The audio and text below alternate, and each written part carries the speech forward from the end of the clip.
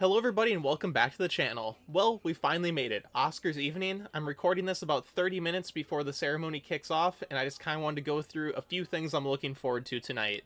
For the awards, definitely lead actress Lily Gladstone versus Emma Stone. I'm very interested to see how that will play out. I'm also excited to see the production design and costumes, kind of the Poor Things v Barbie matchup. And then the other one I'm really looking forward to is visual effects. Is Godzilla going to pull out the win, or will the creator win?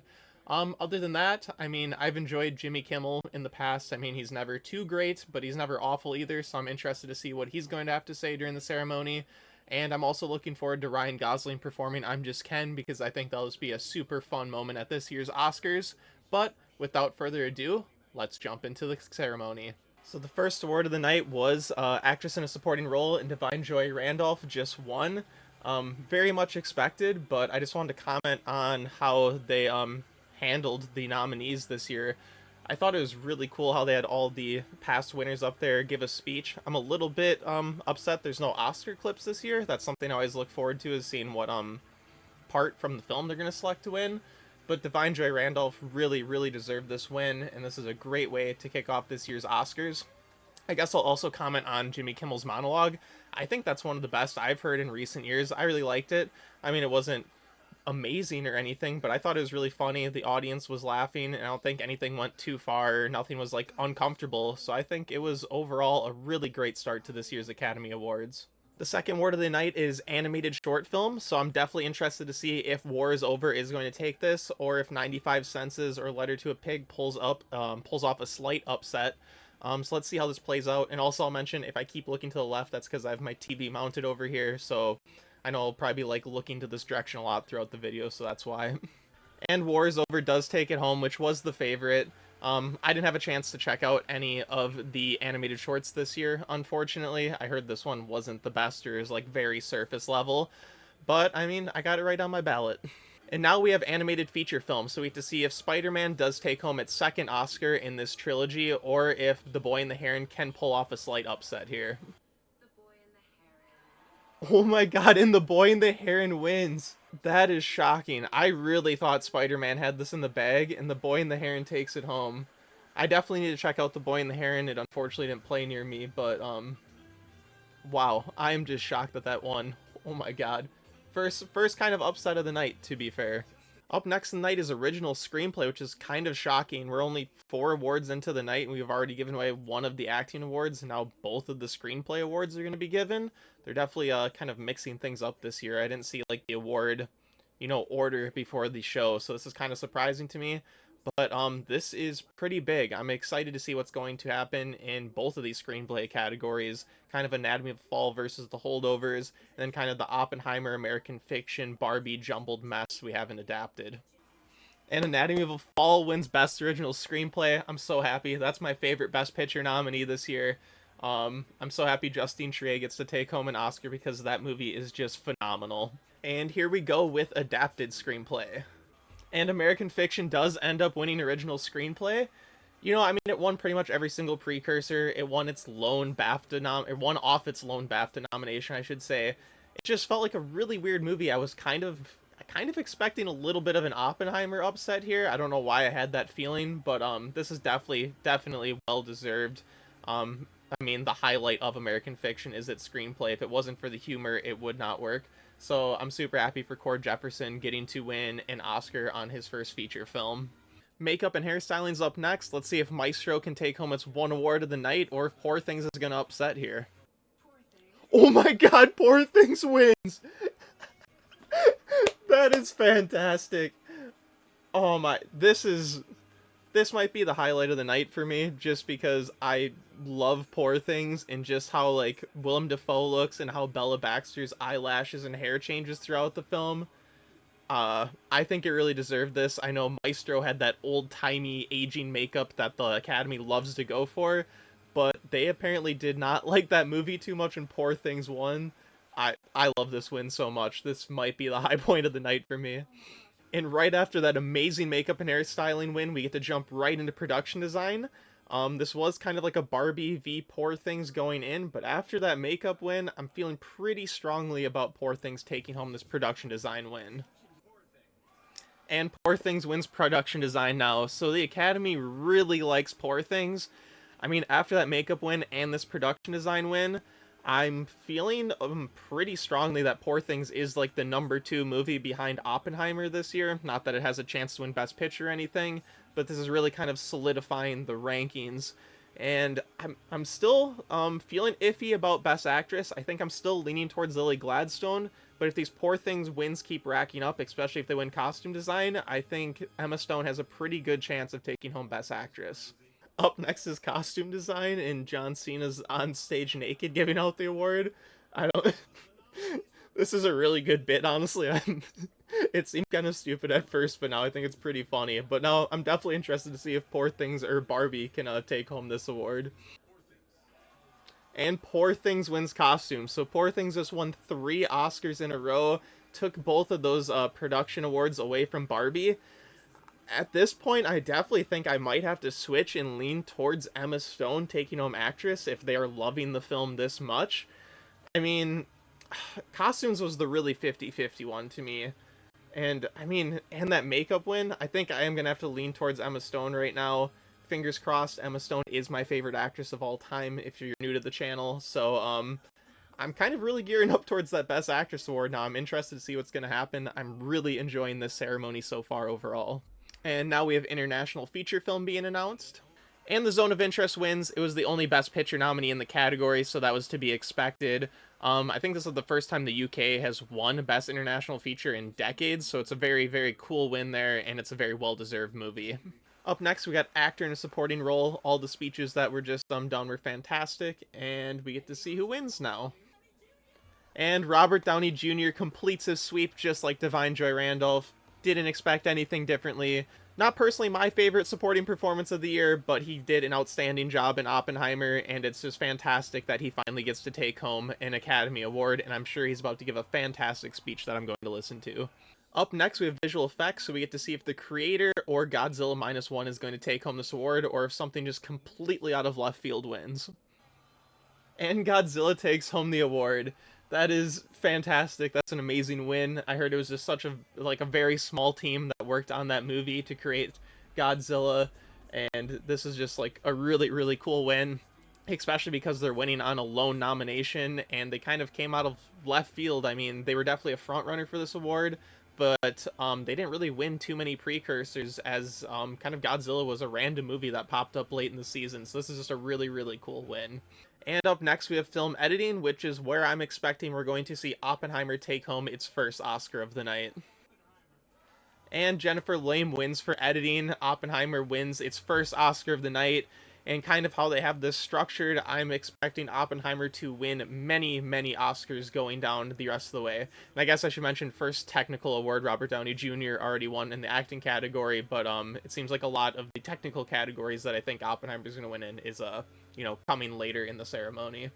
Up next is documentary short. Let's see if The Last Repair Shop can pull this off, or if the ABCs of book banning will win. And The Last Repair Shop does take home the Oscar for documentary short. That's what I had predicted. I unfortunately didn't have a chance to see it, but it seems like a lot of people loved that short documentary, so it sounds like a great win.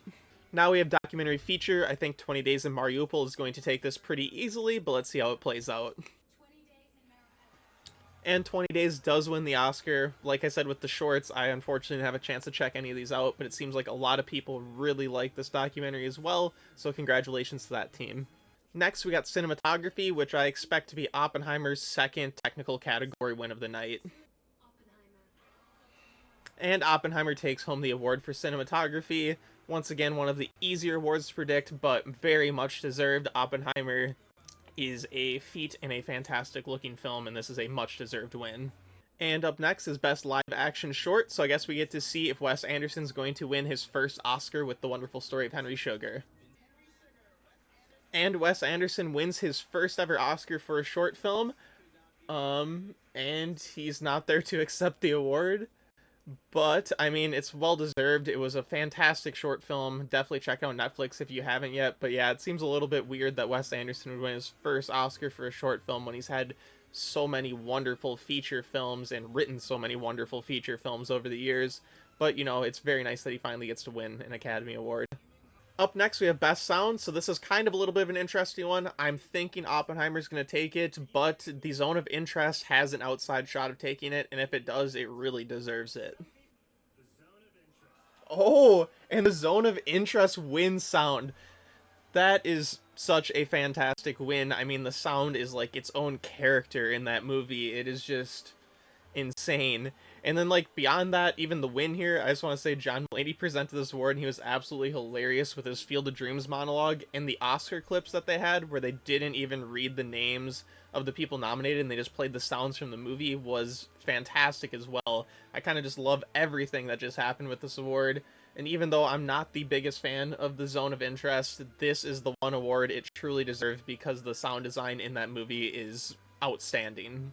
Okay, I'm coming in here. There's no award right now, but Ryan Gosling just performed I'm Just Ken, and that was more insane than I was like even expecting.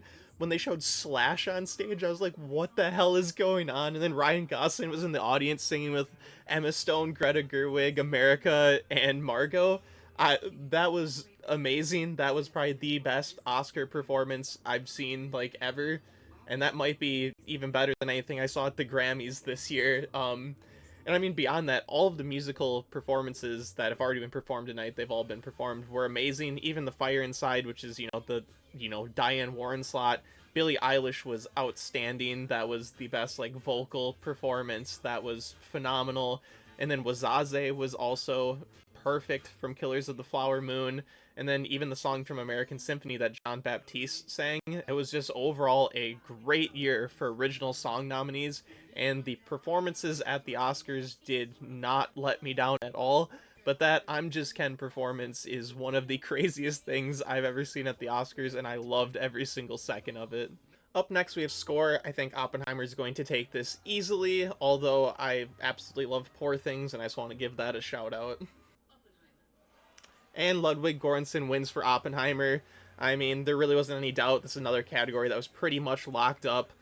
Very much deserved, though. The score for Oppenheimer is epic. Up next, we have Original Song, which is, like I talked about after the I'm Just Ken performance, a wonderful crop of nominees, but I'm pretty sure Billie Eilish and Phineas are about to win their second Academy Award. Yep, and What Was I Made For just won Best Original Song. Very well deserved. One of the best songs of this year, period, let alone made for a film. Billie Eilish and Phineas just continue to dominate the music industry, and this song is fantastic, and I'm so glad it won. Up next, we have Actor in a Leading Role. I think Cillian Murphy's got this. I mean, Paul Giamatti probably has like a small, like 5% chance to take it, but let's see how it plays out. And Cillian Murphy wins Best Actor. I mean, we kind of expected this after SAG. Very much well deserved. He is fantastic in Oppenheimer, and it's just going to be wonderful to see him get up on stage right now and take this award and give his acceptance speech. Now we have directing, so we get to see Christopher Nolan finally take the stage and win his first Oscar. I'm super excited for this, and to listen to Steven Spielberg speak here. And Christopher Nolan wins his Oscar like we all expected. I mean, it's been a long time coming. Christopher Nolan was overdue, and this is a fantastic movie for him to finally win this award for.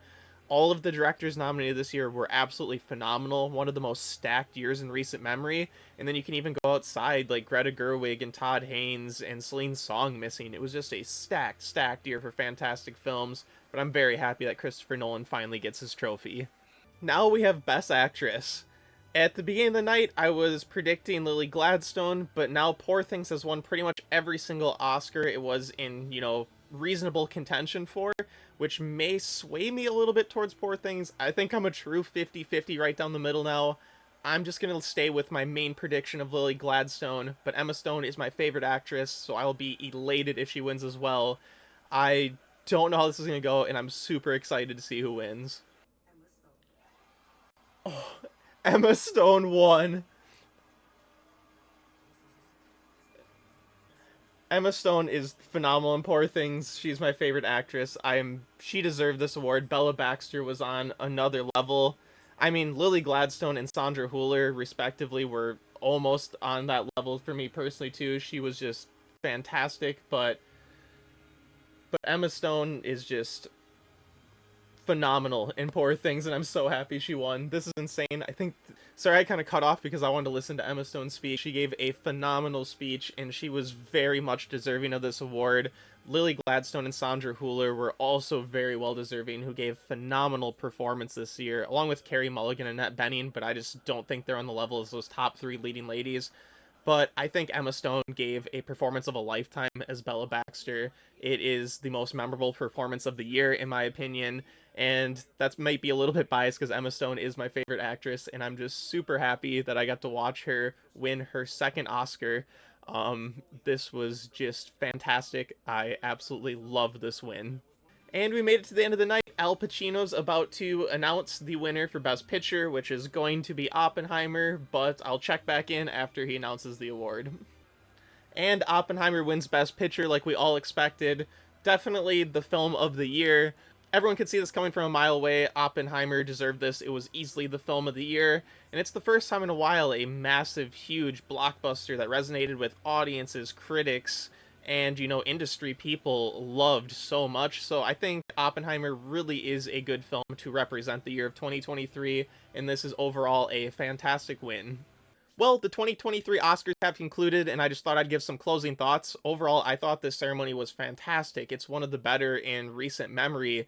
I mean, and even last year, I loved the poster back there. Everything, Everywhere, All at Once was my favorite movie of the year, and I found this ceremony to be even more enjoyable than watching that movie sweep.